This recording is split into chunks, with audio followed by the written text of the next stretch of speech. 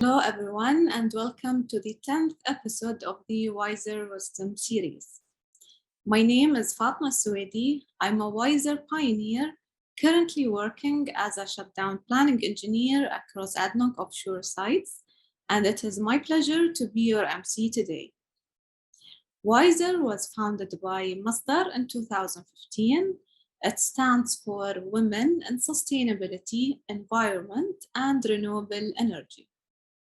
WiSER is an action-oriented global platform that champions women as leaders of sustainable change. Today, in collaboration with Ernst and Young, WiSER is hosting an episode which will focus on the crucial topic of diversity, disruption, and diplomacy, and explore how women can help to solve some of the planet's biggest problems.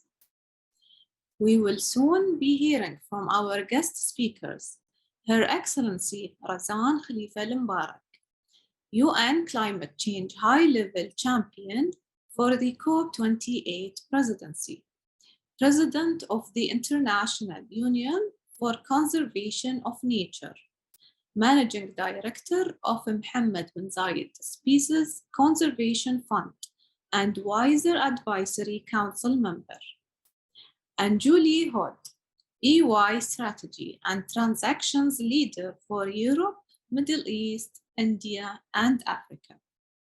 So now, without further ado, I'd like to hand over to our guests to begin the discussion. Fatima, thank you for that introduction, but also what a privilege it is to be here for this discussion.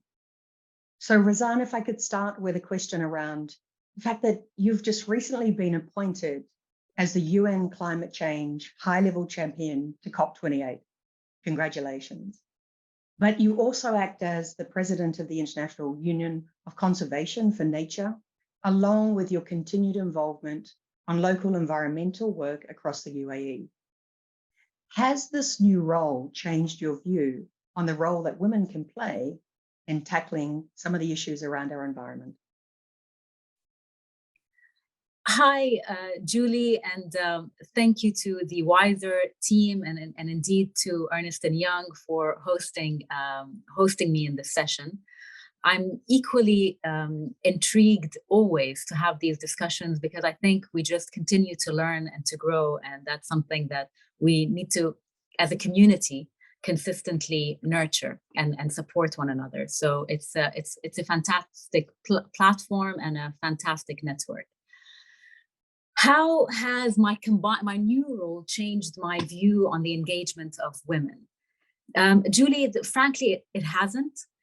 Perhaps what it did do is ignite a new sense of urgency for really the need to ensure that we reach everyone to address some of the world's most complex issues and challenges.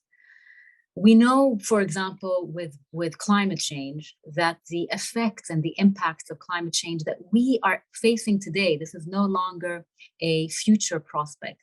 This is an issue that rural farmers around the world are facing. Those are issues that many people living in urban settings are facing. And predominantly what we see is a skewed impact. So women and children are getting negatively impacted by those challenges more acutely. And we have a saying in Arabic, which is, you don't have to ask a doctor, you have to ask somebody who's experienced it. So it's لا تسأل طبيب اسأل مجرب. And similarly, with this issue, we need to engage and understand those that are on the front line of the impacts of climate change that happen to be women on what they're experiencing and ensuring that they are part and parcel of the designing the solutions to address those issues.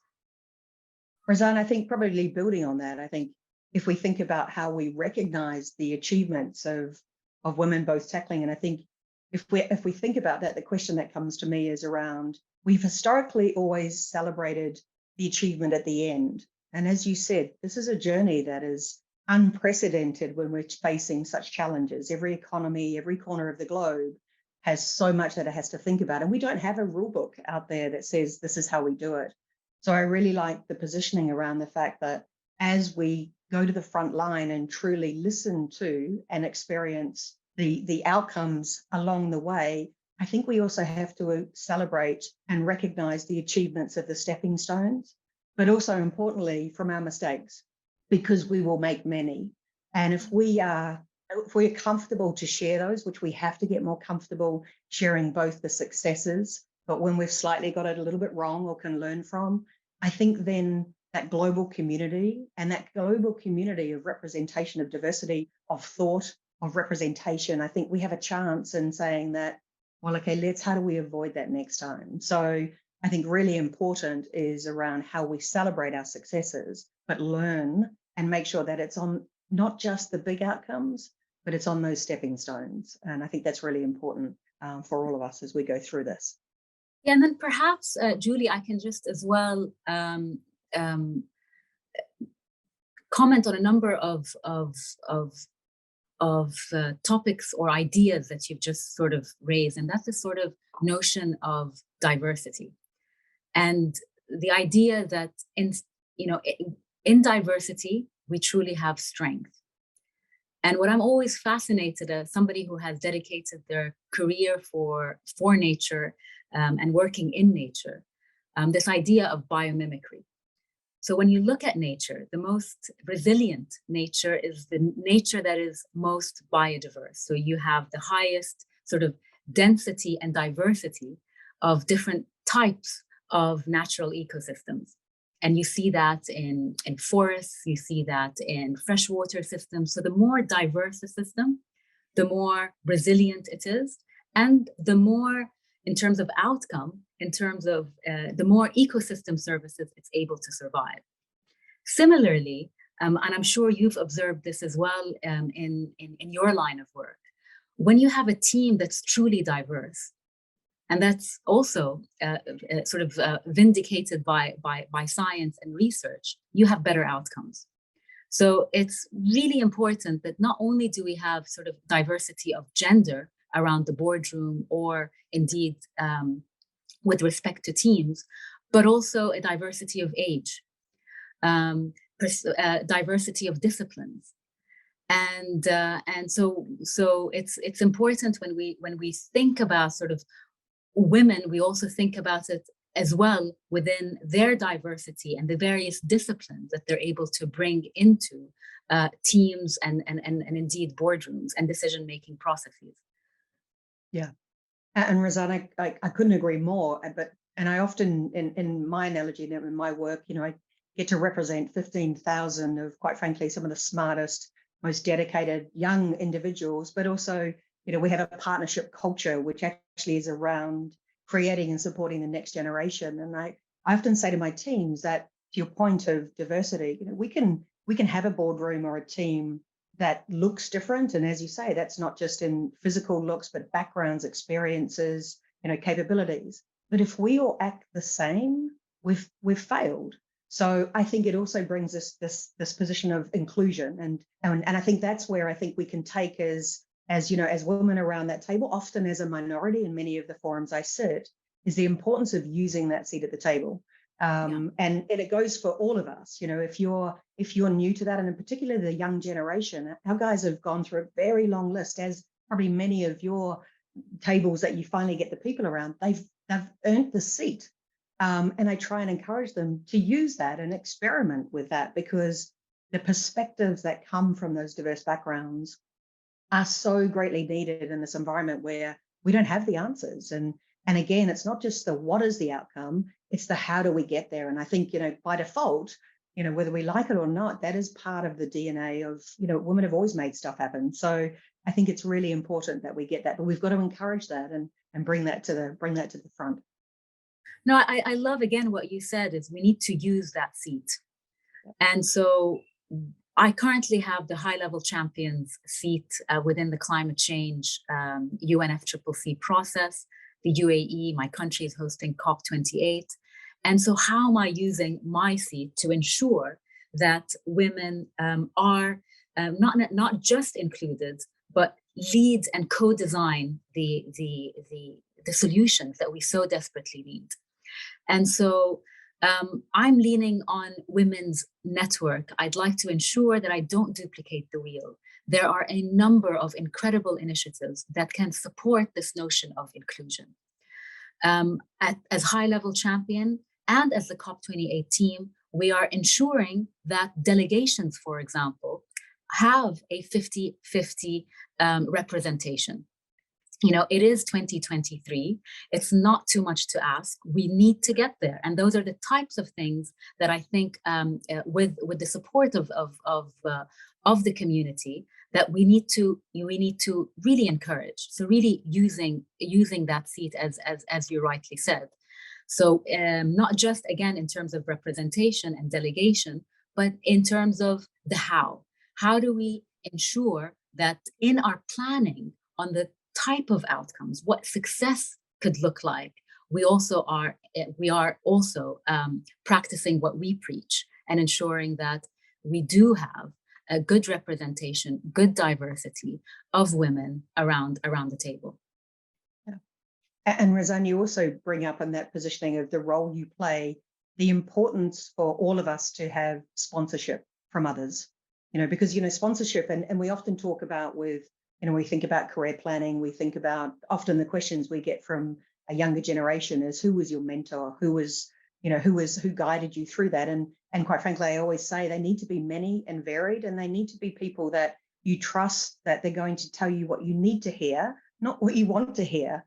But I think in addition to that, we all need sponsorship. We all need sponsors, and they're the ones that enable us to get the experiences and ensure that we are spoken about when we are not in the room in a positive light, but also in a development perspective. So others around us, and not just because it's other women, but all of our community really understand and recognize we're very good at attracting people that are like us. And we need to make sure that we ensure that. And I love the 50-50 because that takes courage, but it also takes sponsorship.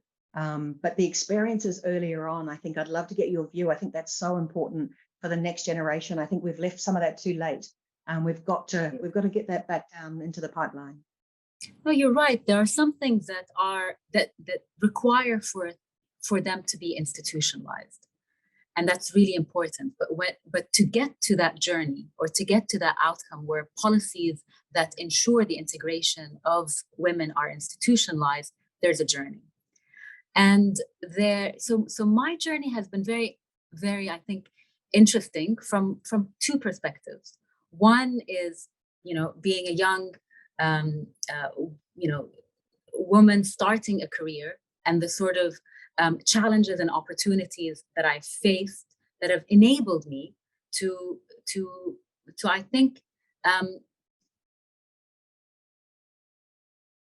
to act out my purpose. To make me to make me and to enable me to do what I can do best. This sort of this convergence of passion, interest, and ability. But at the same time, I also recognize, as you've said, that then you yourself become a role model, maybe inadvertently. One example that I can state is when I started at the Environment Agency in Abu Dhabi, and this is sort of the largest environmental regulator in the Middle East. And so when I was appointed, at the time, I was one of, the youngest appointee to head a government agency. And it was a big agency, around 1,000 employees, dealing with a number of environmental issues, from air quality, marine water quality, groundwater management, fisheries management, quite diverse. And one of the first women to be appointed to head a government agency. And I remember when I walked in and I met sort of the leadership team, there was one other woman around the table. So I remember we were 10 people, so it was me and just one other woman. And within, I would say 2 years, that number changed to 50-50. And it wasn't at all, Julie, by policy. So it wasn't a top-down, this is what we require. It was just simply by me being there, it inspired other women to raise their hand and say, I'd like to participate. And perhaps I didn't have any intrinsic biases. And so I did invite whoever was able and willing to put the effort in becoming a leader within the Environment Agency to participate. And so sometimes it's just by being there and, like, as you said, using that seat that inspires other women to raise their hand. I'm not sure if you've also faced similar experiences in your field. Yeah, and Razan, in professional services, in particular in financial services transactions, it is often a room where I may be the only one. And I think over time it's changing, but I think and a number of things you just said are very, dear to my heart and also important for my journey. It's my journey through my career, which, I sometimes pinch myself when I think about what I actually get to do now. And, and I love it most of the time. But importantly, my purpose was never about titles and roles. And I think we also have to break that. What is your true purpose? Because I think then when you do sit at those tables, you do it with authenticity, but also with openness. And I think, because those paths are not easy. And, our paths probably have, both been influenced by the things that have worked incredibly well, but also knocks along the way. And often I always find that when you pick yourself up from those experiences or a door closes, another one will always open.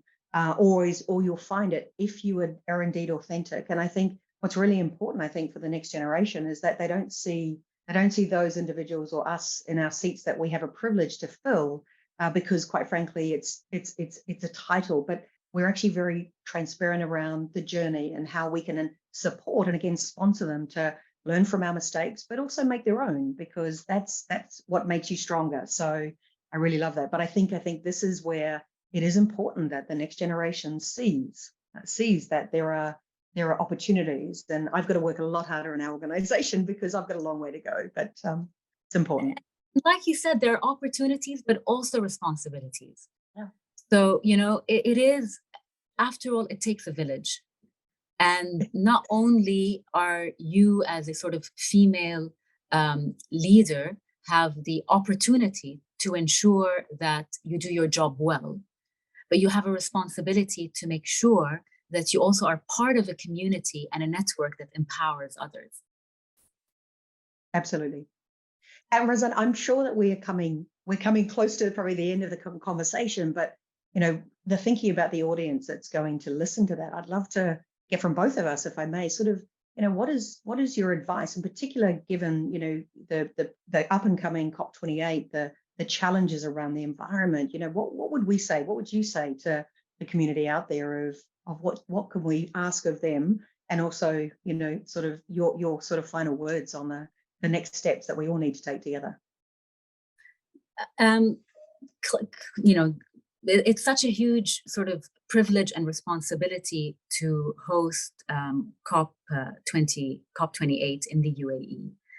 So 2023 is going to be a significant year for us.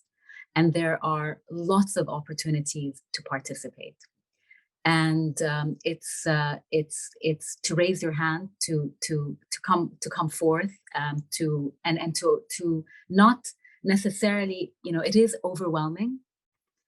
But climate change and environmental issues are issues also of justice, of society, of economy, and they will require this diverse set of skills to address and to think about the types of solutions that we need to put together collectively. So not to be sometimes discouraged by, do I have the technical capability? Did I do a major that will help me address this issue?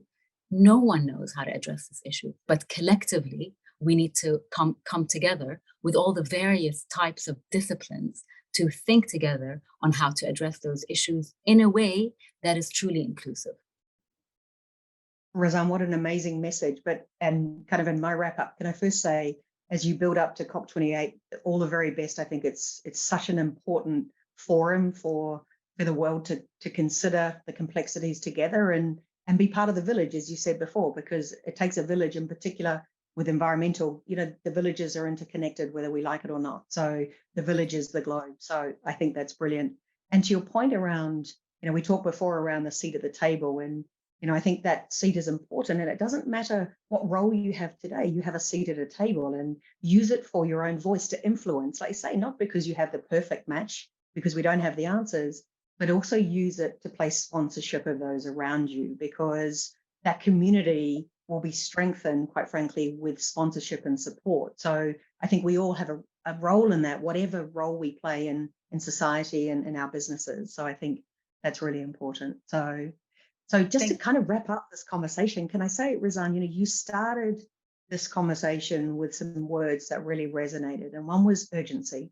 And I think we do have an urgency here, and we don't have the solutions. And I think let's be very clear on the urgency, but also the collective power of diversity and inclusion. I truly believe that with that, we will work out how to ensure that we take the right steps. And when we don't quite take the right ones, that we're authentic and transparent enough to learn from them and share that. So quite frankly, the next ones are more profound. So I think it's an amazing opportunity for us to really champion and harness the power of diversity and inclusion around the table. But I think it's been an amazing conversation. So a huge thank you from me. But any final words from you? Not at all. Just really a sense of, as you said, there's a sense of urgency. We have a goal. We need to ensure that we half our emissions collectively, globally, in 7 years.